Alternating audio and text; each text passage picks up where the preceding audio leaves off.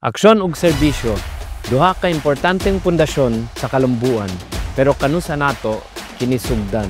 Karon mismo, ako si JM Lagdameo ug dala nako ang plataporma nga Hope, Health, Opportunity, Progress ug Education. Para sa health, maghatag og libreng tambal, medical missions ug tabang sa mga ospital ug klinika. Apil na ang mobile health clinics na moadto mismo sa mga lagyo na lugar aron masiguro nga ang tamang pamilya makadawat og tupmang atensyon medikal. Para sa opportunity, magbuhat ta og mga programa nga magabli sa oportunidad para sa tanan, ilabi na sa mga kabatan-onan, PWDs, LGBTQIA, single parents ug sa atong mga negosyante ug trabahante.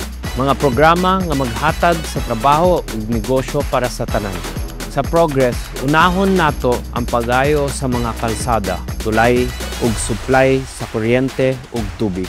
Paligunon pud nato ang agrikultura aron mas daghang ang ani sa atong mga mag-uuma.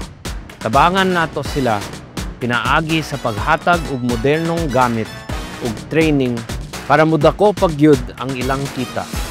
Ug para sa edukasyon, buhaton nato ang tanan aron ang kabataan makapadayon sa pag-eskwela.